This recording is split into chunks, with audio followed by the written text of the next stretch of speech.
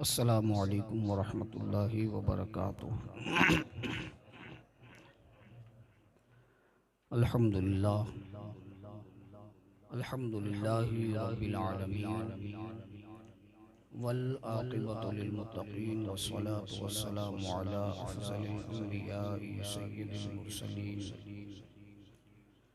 व अला आलिहि व अस्हाबिहि व अज़वाजिहि व अहले बैतिहि व उलमाए मिल्लतिहि व औलियाए उम्मतिहि अजमाईन, अम्मा बाद फ़अऊज़ु बिल्लाहि मिनश शैतानिर लईनिर रजीम। बिस्मिल्लाहिर रहमानिर रहीम। इन औलियाउहु इल्लल मुत्तक़ून। सदक़ल्लाहुल मौलानाल अज़ीम। इन्नल्लाहा व मलाइकतहु युसल्लूना अलन नबी या अय्युहल्लज़ीना आमनू सल्लु अलैहि व सल्लिमू तस्लीमा।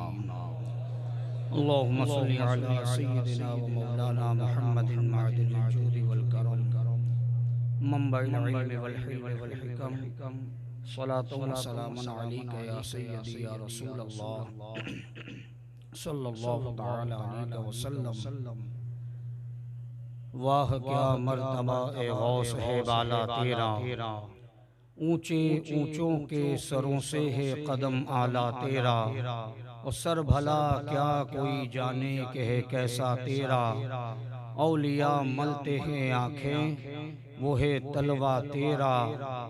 और नबवी खुर अलवी कोह बतूली मादन, हसनी लाल हुसैनी है चमकना तेरा। नबवी मीना अलवी फसल बतूली गुलशन, हसनी फूल हुसैनी है महकना तेरा। और सारे अक़ताब जहाँ करते हैं काबे का तवाफ, काबा करता है तवाफ़े दरे वाला तेरा। तेरी सरकार में लाता है रज़ा उसको शफ़ी, जो मेरा गौस है और लाडला बेटा तेरा। अज़ीज़ा ने गिरामी, आला हज़रत इमाम अहले सुन्नत इमाम अहमद रज़ा मुहद्दिस बरेलवी रदी अल्लाह ताला अन्हु की ज़ात मुबारका, आपने और आपको अल्लाह रब्बुल इज़्ज़त ने जितने भी उलूम व फ़नून पर महारत ताम्मा अता फरमाई, ये खासा इमाम अहमद रज़ा का रहा कि अल्लाह रब्बुल इज़्ज़त ने जितने भी उलूम व फ़नून अता फरमाए, जितने भी इल्म अता फरमाए, उन तमाम इल्म से, उन तमाम फ़नों से इमाम अहमद रज़ा ने रसूल करीम सल्लल्लाहु अलैहि वसल्लम के दीन की खिदमत का काम सर अंजाम दिया। अगर हम जैसा कोई हो, मिसाल के तौर पर अगर अल्लाह रब्बुल इज़्ज़त हमें किसी काम की महारत अता फरमाए, किसी को मशीन चलाने की महारत अल्लाह दे, किसी को मैकेनिक बना देता है, गाड़ी बिगड़ जाए हम नहीं बना सकते, लेकिन उसका मैकेनिक बना देगा क्योंकि उसने उसकी तालीम ली है, वो फन उसके पास मौजूद है। यानी दुनिया का हर इंसान अपने जानने वाले फन से दुनिया कमाता है, पैसा कमाता है। लेकिन आला हजरत को अल्लाह रब्बुल इज़्ज़त ने ये मकाम और मर्तबा अता फरमाया कि 55 से 60 और रिवायत में आता है इससे भी ज्यादा उलूम व फ़नून पर अल्लाह रब्बुल इज़्ज़त ने महारत ताम्मा अता फरमाई थी। उसके बावजूद आला हजरत ने हर इल्म को, हर फन को रसूलुल्लाह के दीन का खादिम बना दिया। कभी दुनिया कमाने की बात ही नहीं की। आला हजरत शायर थे, जहाँ आशिक रसूल भी गए, मुसन्निफ भी गए, मुदर्रिस भी गए, पीरे तरीक़त भी है, रहबरे शरीयत भी है। हर चीज होने के बावजूद जितने भी उलूम व फ़नून अल्लाह ने दिए, यहाँ तक कि आप शायर भी, ऐसे शायर के हफ्ते अकलीम की बादशाहत कुर्बान, ऐसे अशआर इमाम अहमद रज़ा ने रसूल पाक की बारगाह में कहे और मकबूला ने बारगाह इलाही यानी कि औलियाए कामिलीन की बारगाह में ऐसे ऐसे अशआर कहे कि उसकी मिसाल नहीं मिलती। जब कहत का आलम पड़ा था तो कहा गया था कि नवाबे नानपाड़ा के बारे में कोई शेर कह दे, आला हजरत फरमाते पड़े इस बला में मेरी बला। हैं, पड़े इस बला में मेरी बला, मैं गदा हूं अपने करीम का, मेरा दीन पा रहे ना नहीं। कहा अहमद रजा अपनी कलम किसी दुनियादार के लिए नहीं बेच सकता, बल्कि हम तो वो है मेरे करीम से गर कतरा किसी ने मांगा, अरे दरिया बहा दिए गए, दुर्बे बहा दिए गए। जब मैं मांगना है तो हुजूर से मांगेंगे, मुझे मांगना होगा गौसे पाक से मांगूंगा। आला हजरत फरमाते दुनियादार से नहीं मांगूंगा। देखिए आला हजरत को अल्लाह रब्बुल इज्जत ने इतने उलूम व फुनून अता फरमाए। मैंने आपके सामने मनक़बत गौसे आजम के चंद अशार आपके सामने पेश किए। आला हजरत इसमें इल्मे रियाजी के बारे में भी फरमाते, इल्मे हजरियात के बारे में भी फरमाते हैं, एग्रीकल्चर के बारे में भी फरमाते हैं। यानी हर मिसाल को गौसे पाक की हमदो सना में पेश करते हैं। फरमाते नबवी मीना, अलवी फसल, बतूली गुलशन। लफ्जों पर गौर कीजिएगा, पहला जो लफ्ज है वो निस्बत का है। कहते नबवी मीना, अलवी फसल, बतूली गुलशन, हसनी फूल, हुसैनी है महकना तेरा। एग्रीकल्चर से ताल्लुक रखने वाले लोग जानते हैं, खेती बाड़ी का काम करने वाले लोग जानते हैं कि अगर फूल खिलाना है, पौधा उगाना है, तो उसके लिए जमीन का होना जरूरी है, उसमें बीज डालना जरूरी है, उसमें पानी की आबियारी करना जरूरी है। जब पानी डाल दिया जाए, बीज जमीन को फाड़ कर बाहर निकले, उसके बाद भी उस पौधे को पानी देना पड़ता है।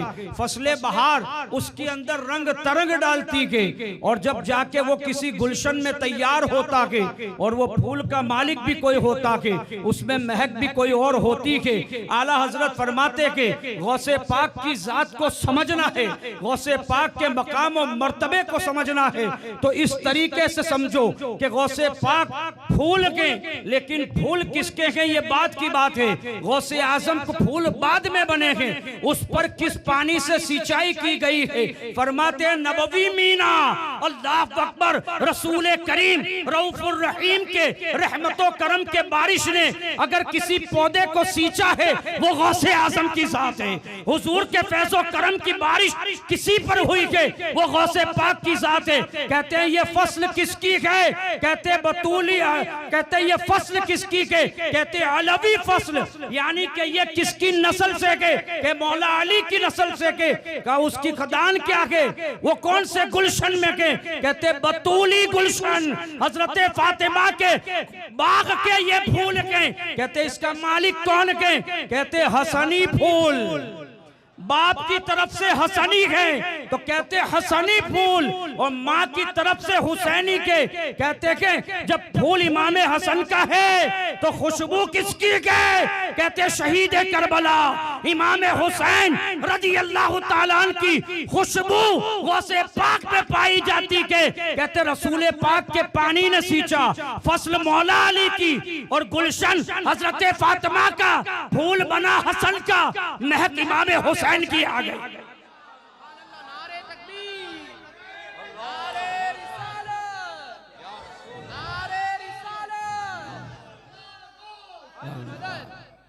देखिए आला हजरत का इल्म एग्रीकल्चर से भी आपने खेती बाड़ी करके पैसा नहीं कमाया, गौसे पाक की शान बयान कर दी। कहते हैं नबवी मीना, अलवी फसल, बतूली गुलशन, हसनी फूल, हुसैनी है महकना तेरा।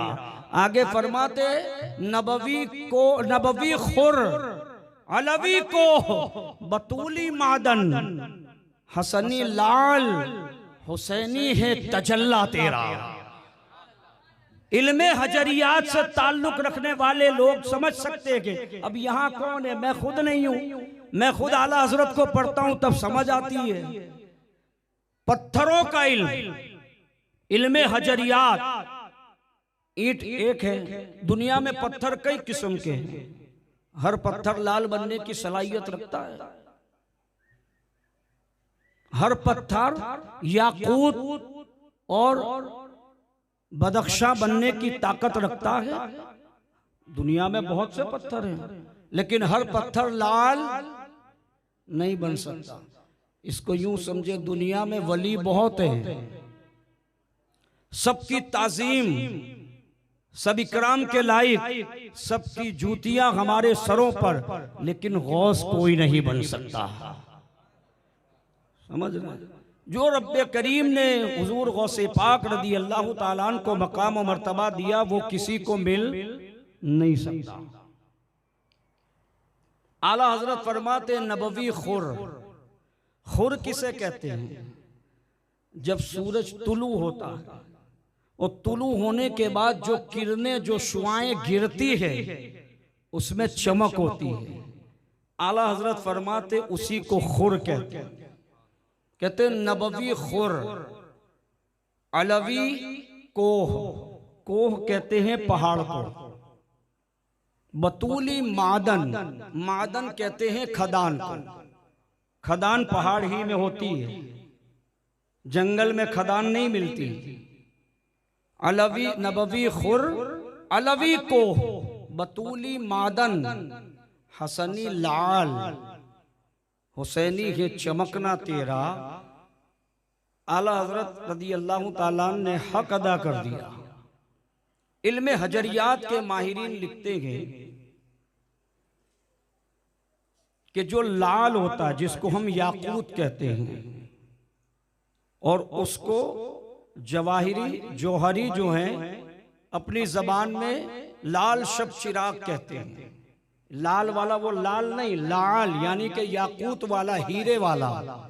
लाल शब चिराग यानी उसका आलम यह होता है कि लाल शब चिराग को अंधेरे कमरे में रख दिया जाए तो उससे ऐसी रोशनी फूटती है कि सारा घर रोशन हो जाता है उसकी चमक से।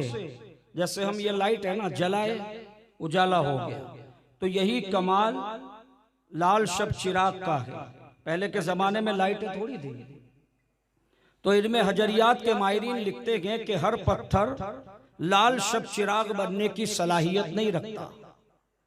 ये बदख्शां की पहाड़ियों में खास किस्म की खदान है, उसमें एक पत्थर पाया जाता है कि जिस पर सूरज की गर्म गर्म किरणें और शुआएं पड़ती हैं तो कुछ खास वक्त के बाद वो अपना रंग बदलना शुरू करता है और काले रंग से वो सुर्खी माइल हो जाता है।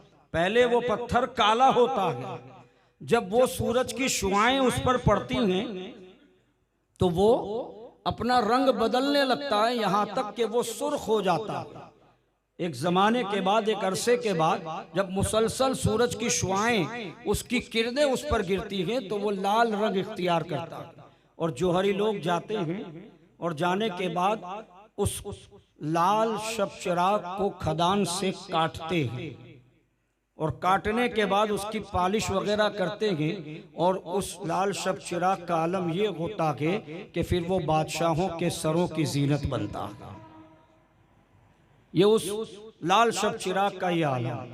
अब लाल शब चिराग बनने के लिए 4 चीजें जरूरी हैं। सूरज की किरणें, पहाड़ का होना, खदान का होना और चमक का होना, ये 4 चीजें हैं। तो क्या बात गौसे पाक रदी अल्लाह ताला अन्हु की,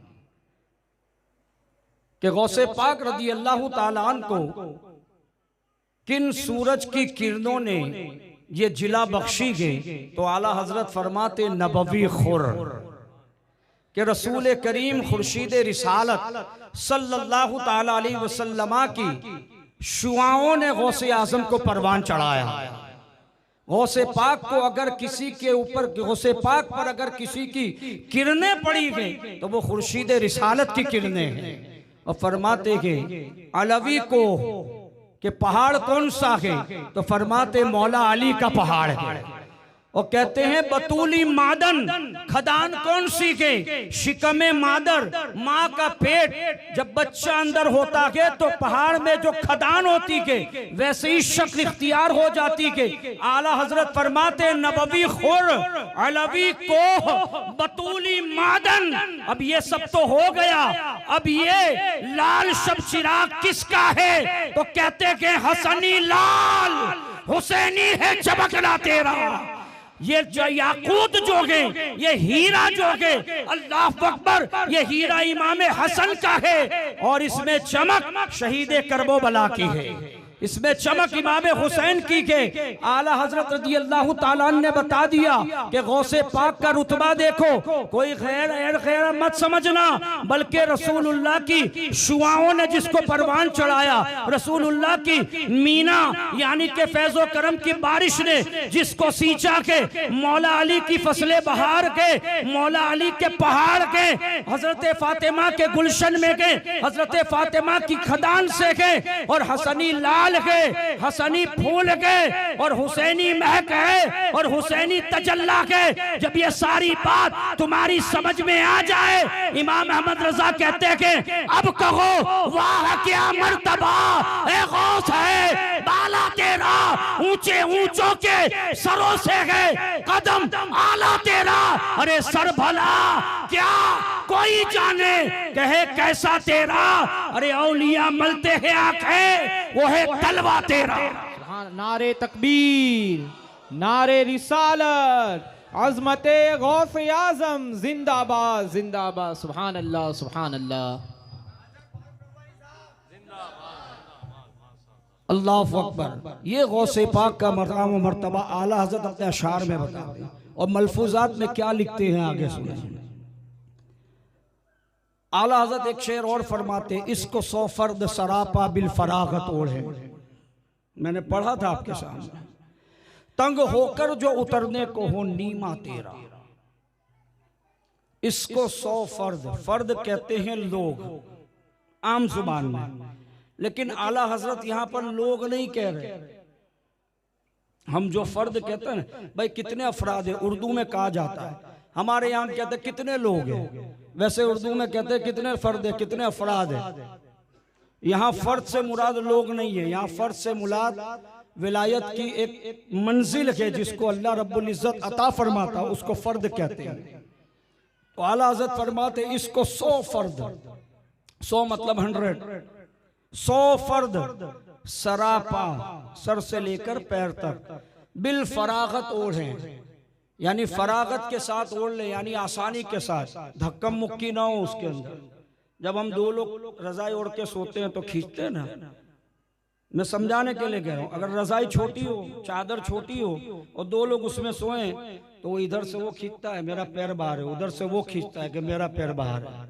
समझ गए? झगड़ा ना हो, बल्कि इतनी बड़ी चादर हो कि आराम से, समझ गए? इसको 100 फर्द सरापा बिल फरागत ओढ़े, तंग होकर जो उतरने को हो नीमा तेरा। तंग कहते हैं छोटे को, नीमा कहते हैं चादर को। समझ गए? अब आए मलफूजात के अंदर आला हजरत इसके बारे में क्या फरमाते हैं। आला हजरत रज़ी अल्लाह ताला अन्हु से किसी ने पूछा कि ये मकाम फर्दियत क्या है। आला हजरत रज़ी अल्लाह ताला अन्हु ने उसको समझाया और बताया, और यही चीज मलफूजात में लिखी गई बाद में।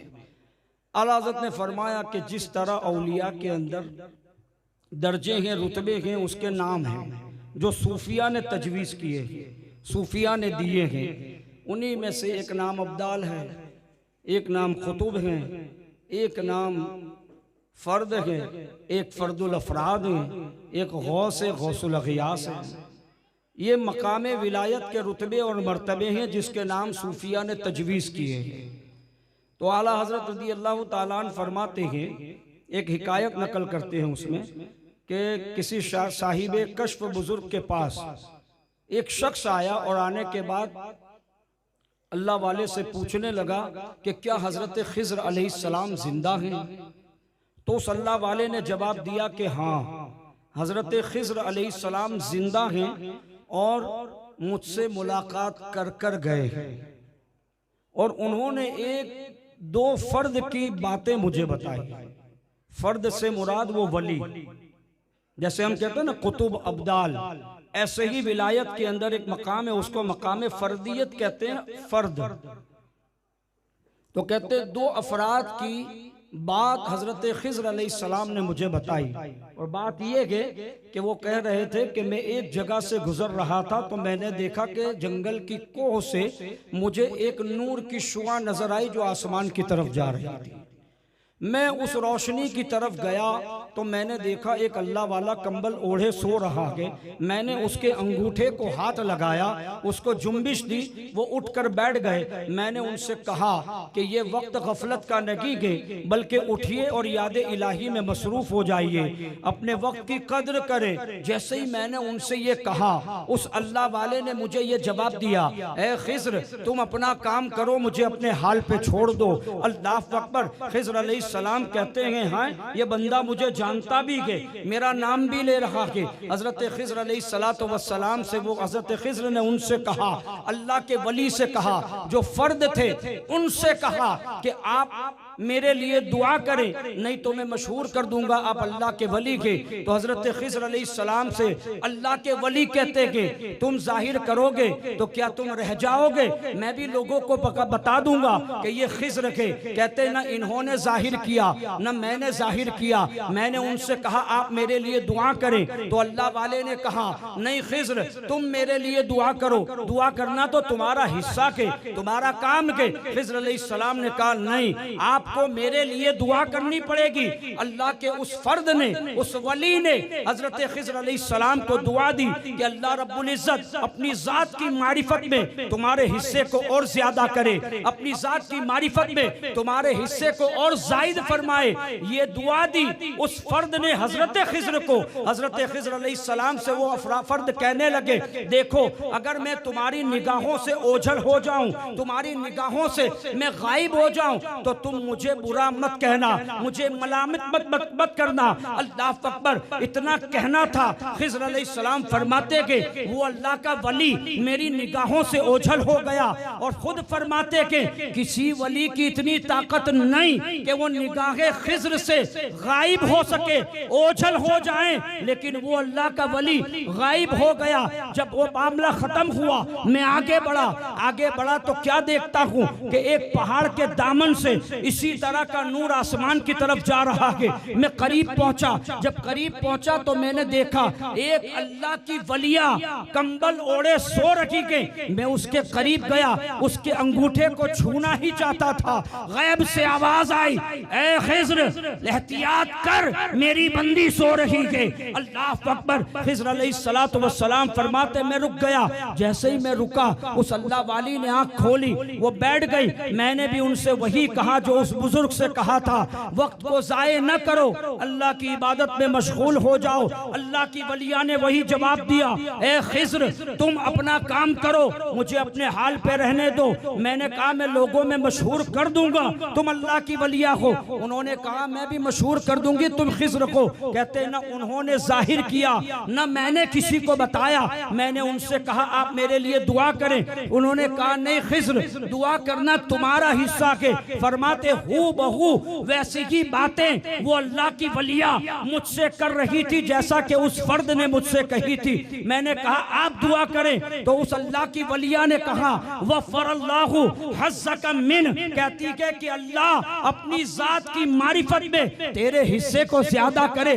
वैसी ही दुआ उन्होंने भी दी और वही जुमला दोहराया, अगर मैं तुम्हारी निगाहों से ओझल हो जाऊं, गायब हो जाऊं, मलामत मत करना। खिज़र अलैहिस्सलाम फरमाते कि जाने से पहले एक बात बताती जाओ। अल्लाह अकबर। क्या बात है? कहा आप यहाँ आराम कर रही के, फला जगह से मैं आ रहा हूँ, इसी तरह की नूर की शुआएं आसमान की तरफ बुलंद हो रही थी। उस अल्लाह के वली से मैं मुलाकात करके आया हूँ, तुम्हारा उसके दरमियान कोई रिश्ता के? वो अल्लाह की वलिया कहती के जिससे तुम मिलकर आए हो वो मेरा शौहर के, वो मेरे शौहर के। अल्लाह अकबर। अल्लाह के हुक्म से हम दोनों इस बस्ती में आए थे। अल्लाह की एक वलिया का इंतकाल हुआ था, अल्लाह का हुक्म था तुम अपने हाथ से उसे गुस्ल दो, उसे कफन पहनाओ और तुम्हारे शौहर को कहो कि अपने हाथ से उसे कब्र में दफन करे। अल्लाह अकबर। हुक्म खुदाबंदी की तामील के लिए हम यहाँ आए थे, बस उसने ये कहा और फिर मेरी निगाहों से ओझल हो गई। अल्लाह अकबर। खिज़र अलैहिस्सलातु वस्सलाम फरमाते कि वो बंदी भी मेरी निगाहों से ओझल हो गई,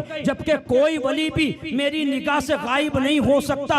अब वो बुजुर्ग जो एक शख्स को बातें सुना रहे थे, हिकायत बयान कर रहे थे, आला हजरत मलफूजात में नकल फरमाते के अल्लाह अकबर, वो बंदा हजरत अल्लाह के वली से पूछता के मकाम फर्दियत इतना बुलंद बाला होता के निगाह खिज्र से भी बालातर चले जाते के, तो क्या ये फर्दियत के मकाम पर फाइज होने वाले औलिया, फर्दुल अफराद की मंजिल पर तय पाने वाले ये अल्लाह के बरगुज़ीदा बंदे, क्या इन्हें भी फैज हासिल करने के लिए किसी के दरबार की तरफ जाना पड़ता के? वो अल्लाह के वली कहते के यही सवाल मैंने खिज्र से भी किया था, जब इसका मकाम इतना बुलंद बाला अल्लाह अकबर के वो तुम्हारी निगाहों से भी ओझल हो जाएं, तो क्या उनको भी इक्तिसाबे फैज के लिए किसी के दरवाजे पर जाना पड़ता के? खिज़र अलैहिस्सलाम जवाब देते के हाँ हाँ, उन्हें भी शहनशाह बगदाद हुजूर शेख अब्दुल कादिर जिलानी गौसे पाक रज़ी अल्लाह तआला अन्हु के दरवाजे पर आना पड़ता के,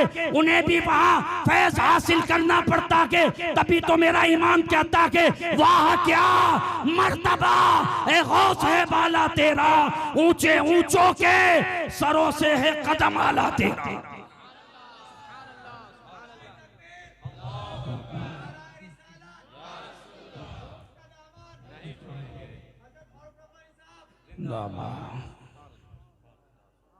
इतना बड़ा मकाम, मकाम फर्दियत पर फाइज होने वाले औलिया का, वो भी फैज हासिल करने गौसे पाक की बारगाह में आते हैं।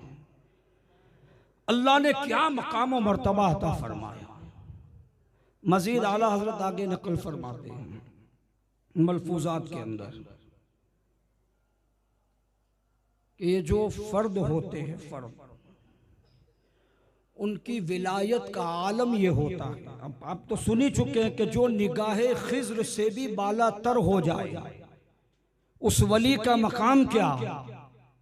आला हजरत लिखते हैं कि अगर फर्द की विलायत को फैलाया जाए तो जमीन और आसमान की वुसातें कम पड़ जाए। उनकी विलायत का ये आलम।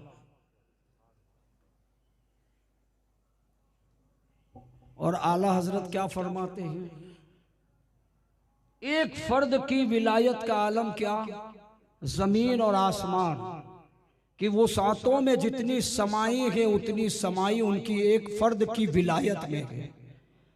और आला हजरत कहते हैं उसको 100 फर्द, एक नहीं ऐसे 100 वली आ जाए। कितने? 100 गौसे पाक के आगे कि एक फर्द नहीं, विलायत के मकाम फर्दुल अफरादियत पर फाइज होने वाले 100 औलिया आ जाएं, तो आला हजरत कहते हैं उसको 100 फर्द सरापा बिल फरागत ओढ़े, सर से लेकर पैर तक आराम से ओढ़ ले। क्या ओढ़ ले? कहते तंग होकर जो उतरने को हो नीमा तेरा, यानी गौसे पाक के बदने मुबारक पर जो विलायत की चादर है, गौसे पाक के बदन पर विलायत की चादर तंग हो जाती है। गौसे पाक उस चादर को अगर उतार दें उसमें 100 फर्द शामिल हो जाए।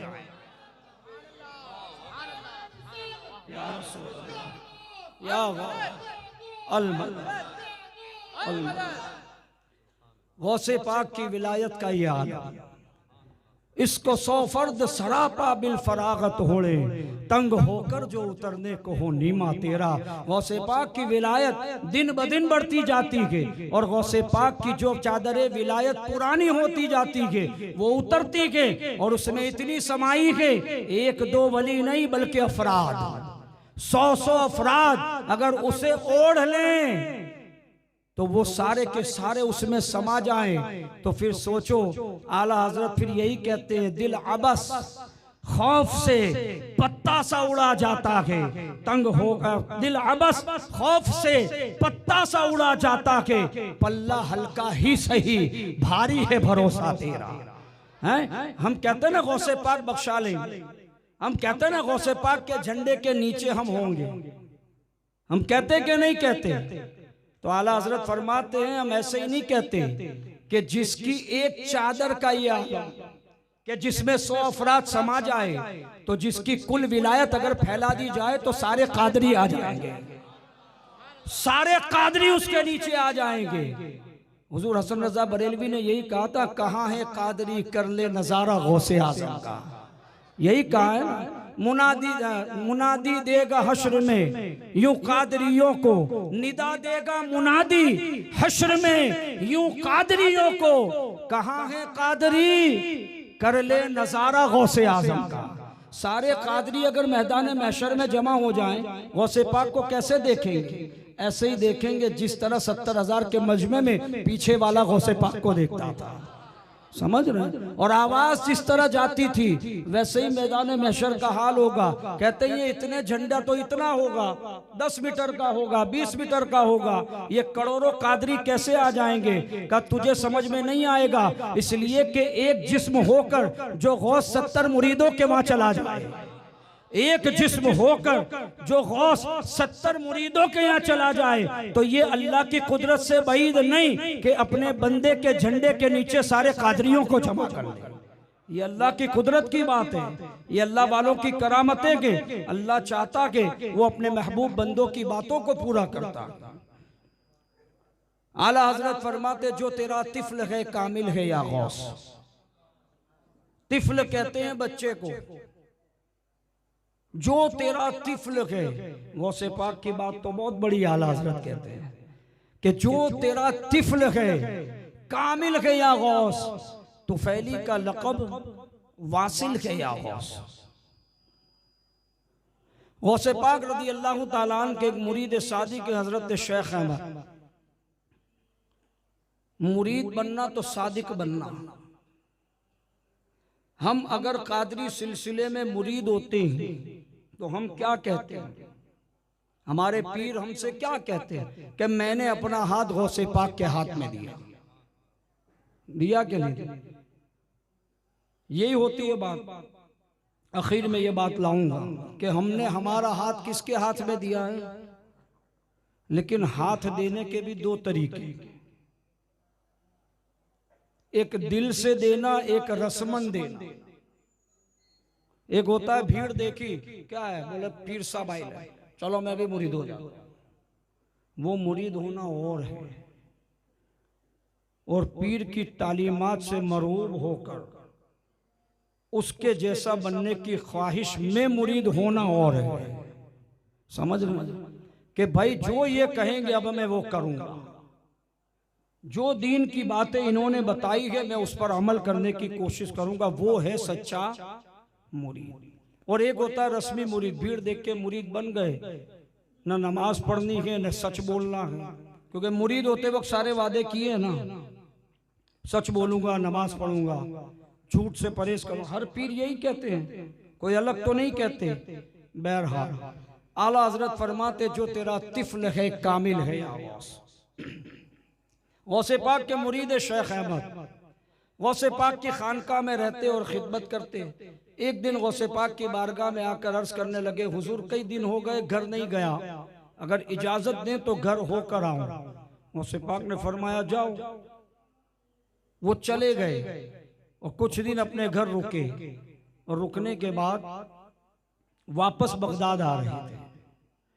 जब रास्ते में आ रहे थे तो तफसूंज नाम की एक बस्ती थी, जहां पे हजरत शेख अब्दुर रहमान तफसूंजी रहमतुल्लाहि अलैहि की विलायत का बड़ा शोहरा था।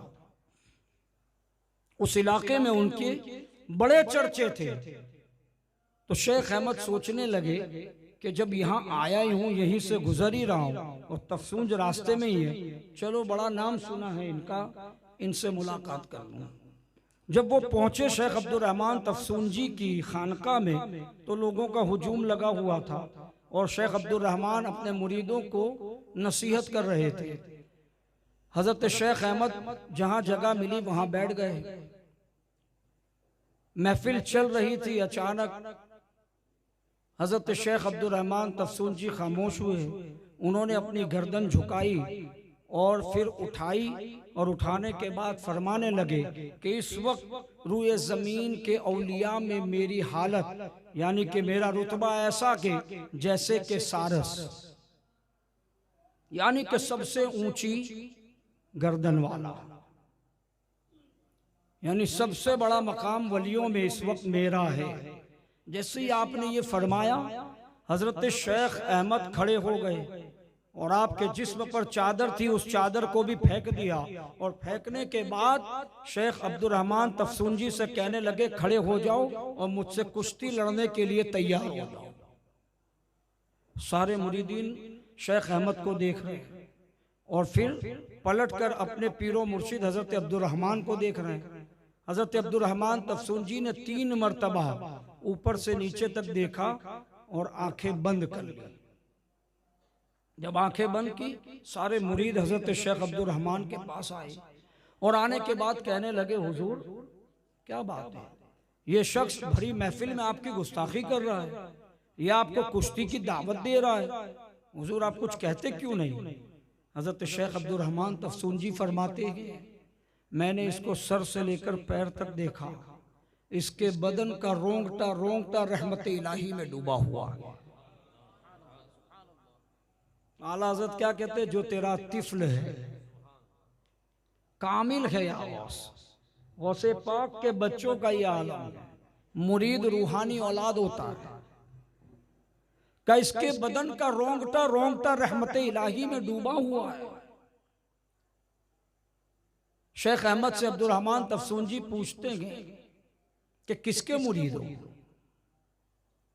कहते शेख अब्दुल कादिर जीलानी के। जैसे ही आप ये कहते हैं क्या कहते ये कौन है? हजरत अब्दुल रहमान तफसूंजी कहते हैं कि ये कौन है, क्योंकि 12 साल हो गए कुर्बे इलाही में जाते हुए। कितने साल? 12 साल। ये जो मैं रिवायत पढ़ रहा हूं ना, ये बहजतुल असरार की है, जो आला हजरत की सीरत पर सबसे मुस्तनद किताब है। कहते 12 साल हो गए रहमत इलाही और कुर्बे इलाही में आते हुए जाते हुए, कभी अब्दुल कादिर जीलानी को नहीं देखा। बहुत बड़ी बात कही। का ठीक है, वो भी तो अल्लाह के वली हैं हजरत अब्दुल रहमान। समझ गए मुरीद को देखकर कि जिसके मुरीद का ये आलम, उसके पीर का आलम क्या होगा।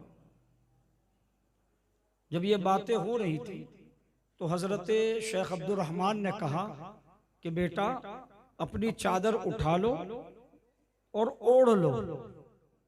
तो हजरत शेख अहमद फरमाते हैं कि बंदा जो चादर एक बार फेंक देता है उठाता नहीं है। बोले मैं नहीं उठाता। 12 दिन की मसाफत पर उनका मकान था।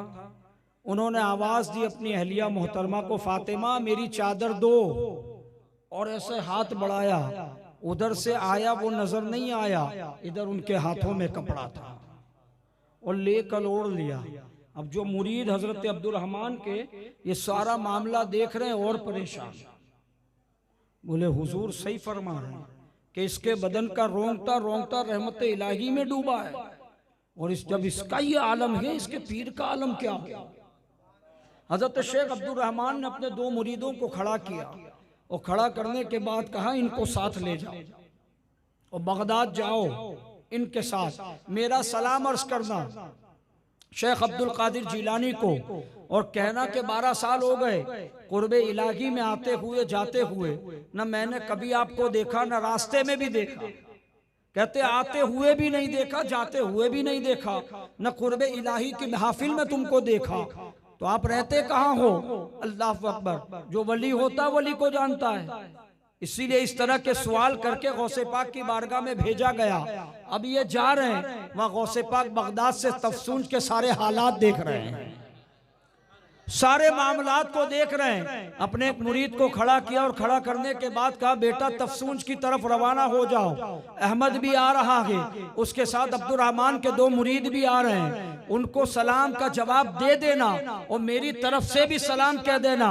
उन्होंने ये सवाल देकर अपने 2 मुरीदों को भेजा के उस सवाल का जवाब ये के अब्दुल रहमान से जाके दे देना।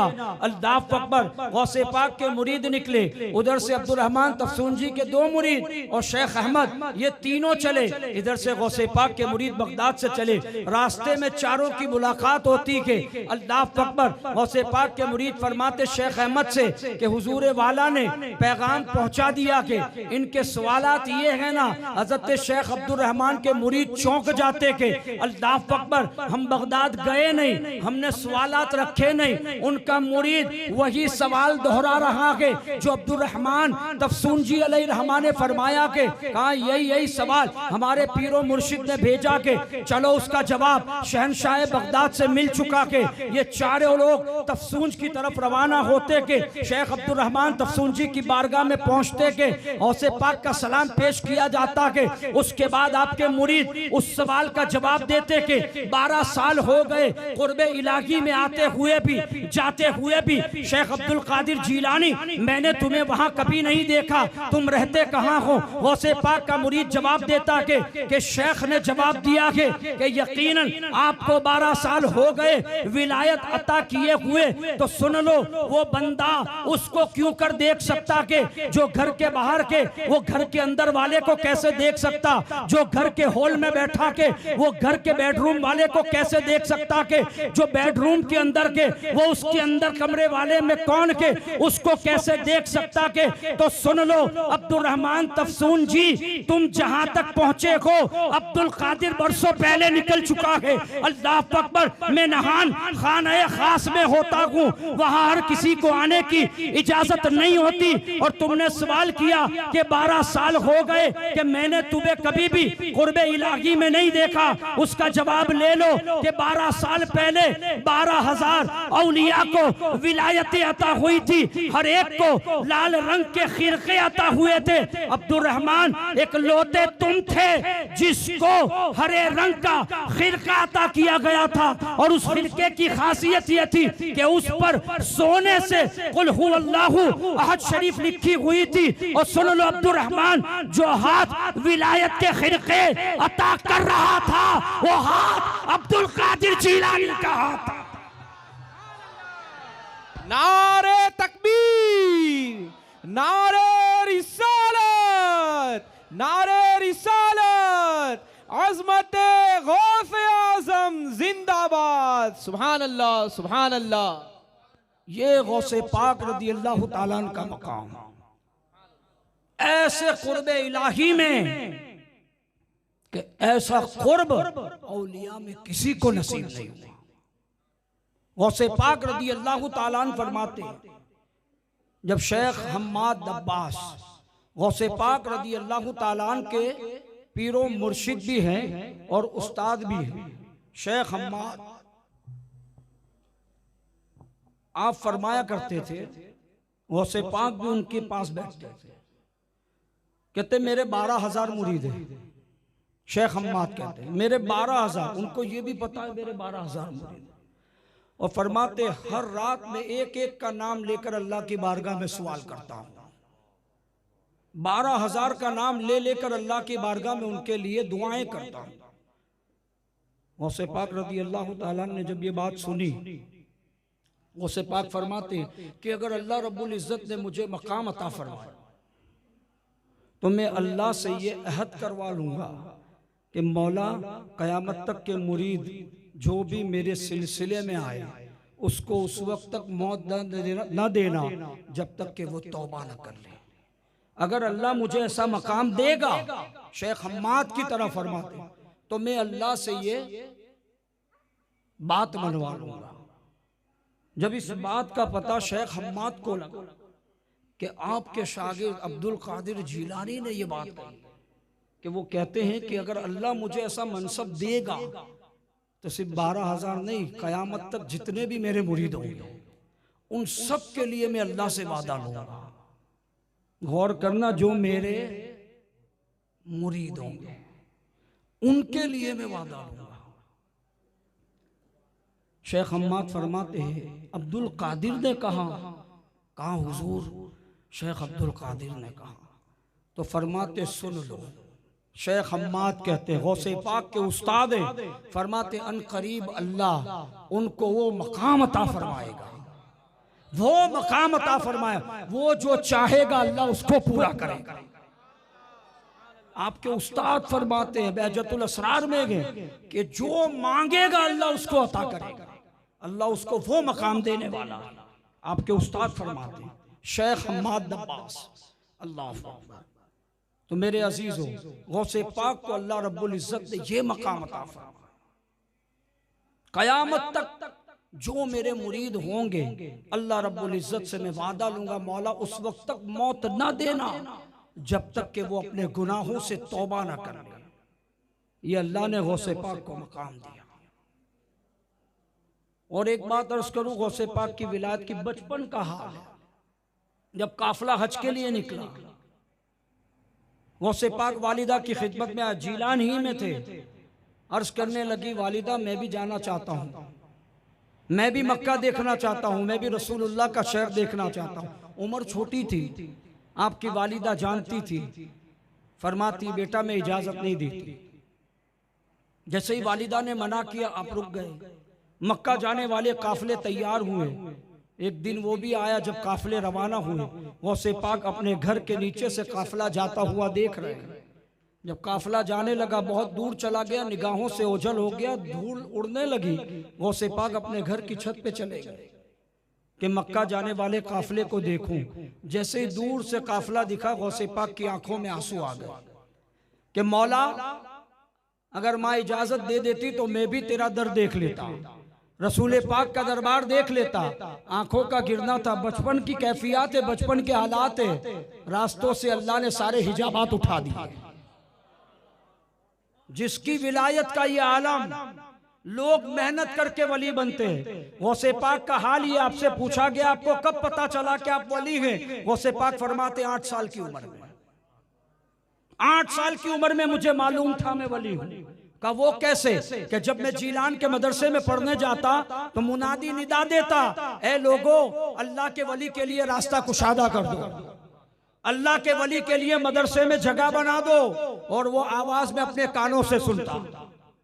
गौसे पाक फरमाते मुझे उस वक्त से पता था मैं वली हूं। अपने घर की छत पे गए, अल्लाह ने सारे हिजाबात उठा दिए। दरख्त हट गए, जंगलात हट गए, समंदर हट गया। क्या देखते? खाने काबा सामने। गौसे पाक खुद बयान करते हैं, मैं देखता हूं कि खाने काबा मेरी निगाहों के सामने के। मुझे लगा ये कैसे हो सकता कि हरम काबा, अल्लाह का बैत, अल्लाह का घर, यहां से सैकड़ों मील, लाखों मील, हजारों मील दूर है। मेरी आंखों का धोखा हो सकता कि। फरमाते मैं अपने सिमत को मोड़ता हूं शिमाल से मगरिब की तरफ तो देखता हूं वहां काबे का जलवा, और जुनूब की तरफ वहां काबे का जलवा। फरमाते कि मैं गोल गोल घूमता हूं, क्या देखता हूं? जिस तरफ निगाह करता खाने काबा उस तरफ नजर आता। बरेली का ताजदार पुकार के कहता कि सारे अख्ताब इत्तहा करते हैं काबे का तवाफ, और काबा करता है तवाफे दरे वाला तेरा। सारे अख्ताब जहां करते हैं काबे का तवाफ, और काबा करता है तवाफे दरे वाला तेरा। ये गौसे पाक का मकाम है। 8 साल की उम्र में पता कि मैं वली हूं। उसके बावजूद इल्म हासिल करने का जरिया देखे। इख्तिलाफ रिवायात के साथ अली बिन हैती कहते हैं 40 साल तक गौसे पाक ने इल्म हासिल किया। कितने साल तक? कोई मामूली अरसा होता है। हम 8 साल में थक जाते हैं, 10 साल में थक जाते हैं। गौसे पाक इल्म हासिल कर। विलायत का आलम क्या है? बाप वली, माँ वली, दादा वली, दादी वली, नाना वली, नानी वली, अरे मौला अली तक सब वली। ये मामला गौसे पाक का है। गौसे पाक को रसूल करीम की फैजो करम के बारिश ने सींचा है। मौला अली का डायरेक्ट फैजान गौसे पाक पर है। इमाम हसन और इमाम हुसैन का फैजान, हजरत फातिमा का फैजान। इतनी बड़ी शख्सियत होने के बावजूद इल्म दीन हासिल कर रहे हैं। बगदाद में मदरसे के अंदर पढ़ रहे हैं। कहत साली का जब आलम आया, गौसे पाक 40 दिन तक सिर्फ पानी पीकर गुजारते थे। 40 दिन तक अनाज का एक दाना नहीं खाया। ये गौसे पाक की जात है जो कुंबिस्मिल्लाह कहकर मुर्गी जिंदा कर दे। वो 40 दिन भूखा रह रहा है और बता रहा है कि तलब इल्म के अंदर अगर दुश्वारियां आए तो गौस की सुन्नत समझ के बर्दाश्त कर ले, डर मत जाना। वो गौसे पाक जब उनके पास शैतान आता है, जब उनको बहकाने की कोशिश करता है, गौसे पाक के पास आया कि नहीं आया? कहते अगर चमन होता तो क्या होता, आबशारें होती तो क्या होता, जो चाहा सब हो गया। अब एक आया और आने के बाद कहने लगा, अब्दुल कादिर तेरी इबादतें बड़ी कबूल हुई है, आज से तुझ पर नमाज माफ।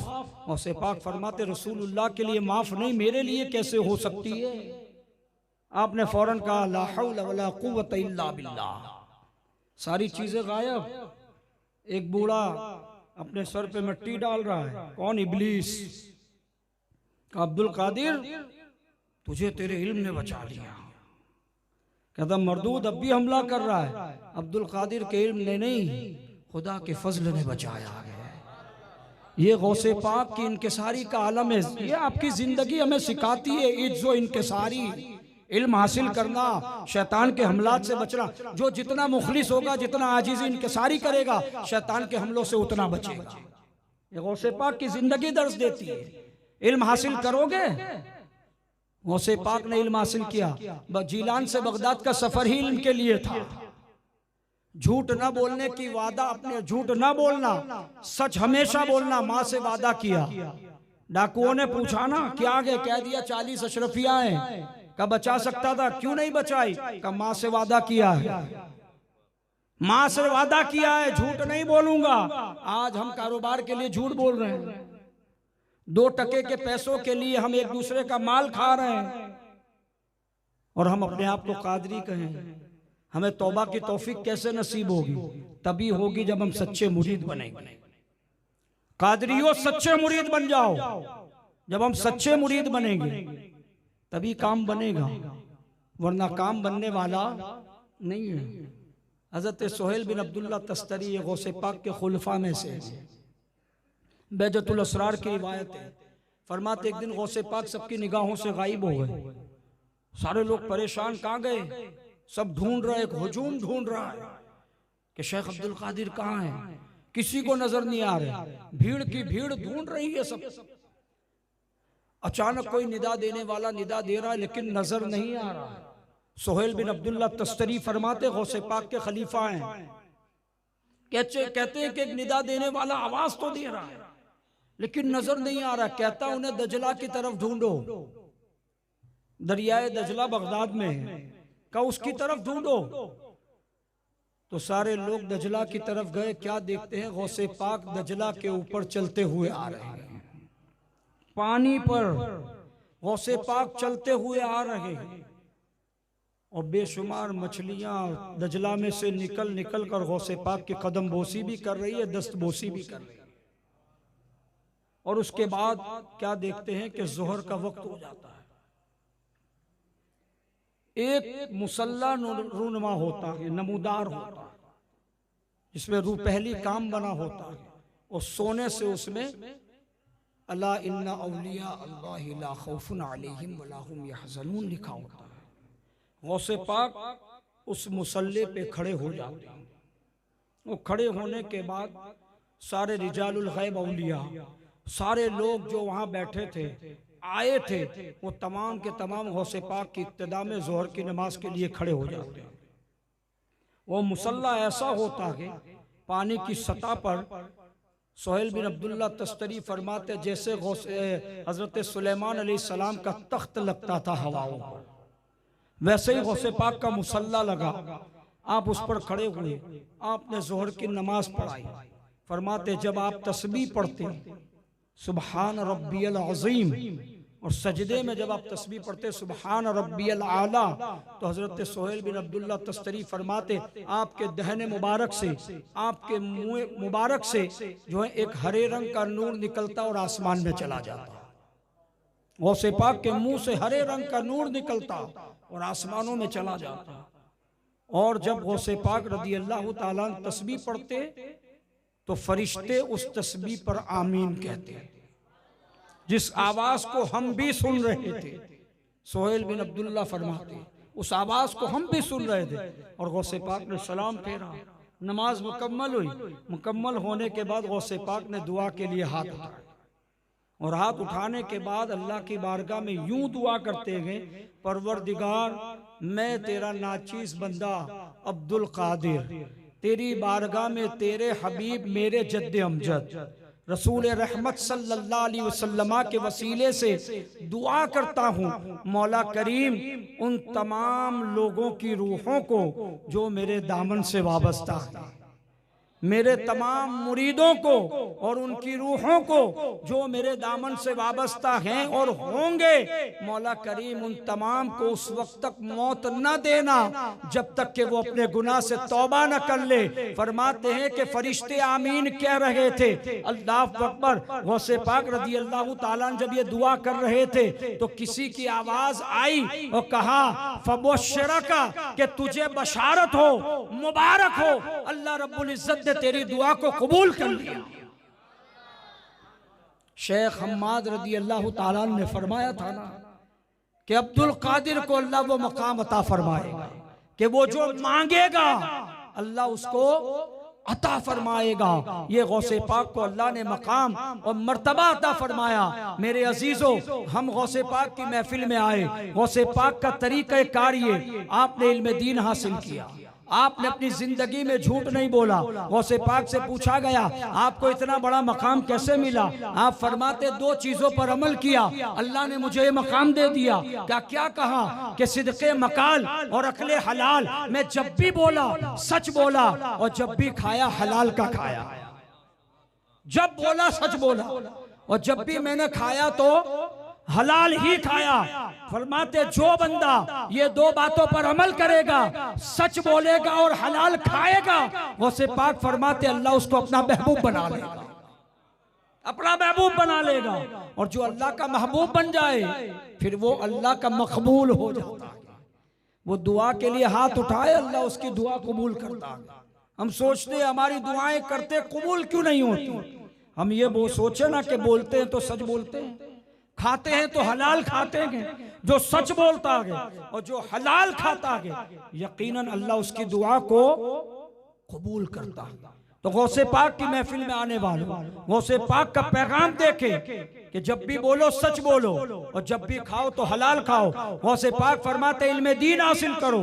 गौसे पाक इतने बड़े मकाम और मर्तबा पर फाइज होने के बावजूद इल्म दीन हासिल किया और बगैर इल्म के कोई तमीज पैदा नहीं कर सकता। इसलिए कि हुजूर फरमाते अल इल्म नूरुन, इल्म नूर है, जब उजाला आता है तो अंधेरा दूर होता है। इल्म आता है तो गुमराहियत दूर भागेगी, बदमजहबियत दूर भागेगी, मुआशरे के अंदर इस्लामी तरीका आएगा।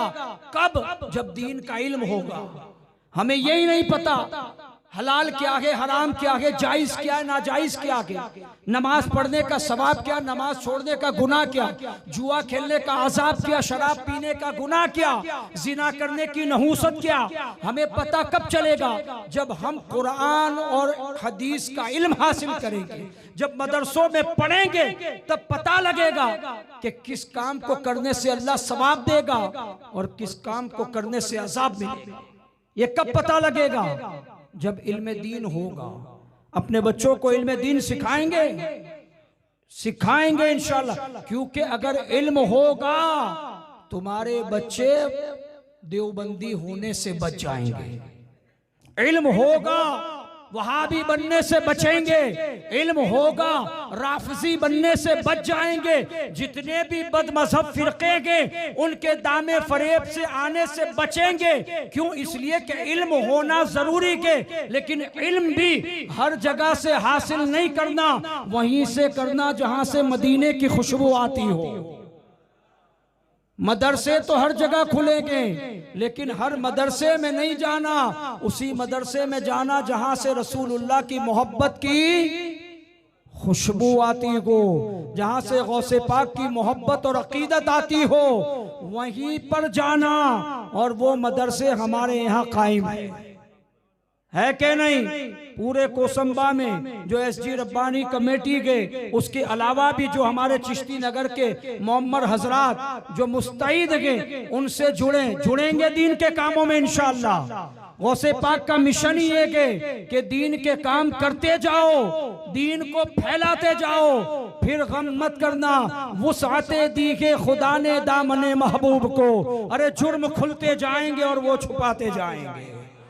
समझे? दीन का काम करते जाओ, लेकिन इखलास के साथ, लिल्लाहियत के साथ। मैं कभी मत लाना, मैं था तो ये हो गया, मैं नहीं होता तो नहीं होता, नहीं, हम हैं, मैं कोई नहीं। जब तक हम रहेंगे अल्लाह की रहमत रहेगी। जब मैं आ जाएगा सब कुछ बर्बाद, इब्लीस घुस जाएगा। मैं कभी बताने देना, जो भी किया मैंने नहीं, हमने अल्लाह के फजल से किया, हमने अल्लाह के फजल से किया। तो ये कारवा हमेशा चलता रहेगा। तो महफिले गौसे पाक में आने वालों, अपने बच्चों को दीन की तालीम से आरास्ता करो। और चिश्ती नगर के अंदर जो हर इतवार को इशा की नमाज के बाद चौक दर्स होता है, उसमें भी शिरकत करोगे इंशाअल्लाह। जितना दीन की तालीम से करीब रहोगे, उतना ही बदमजहबियत को बांध को रोका जा सकता है। अगर तुम्हारे अंदर इल्म होगा, वो इल्म तुम्हारी नस्लों में आएगा। जब नस्लों में आएगा तो हमारी नस्लें बर्बाद होने से बच जाएगी। और जब याद रखे, ये जो औलाद है ना, ये अल्लाह की नेमत, और अल्लाह फरमाता मैं हर नेमत का सवाल तुमसे करूंगा।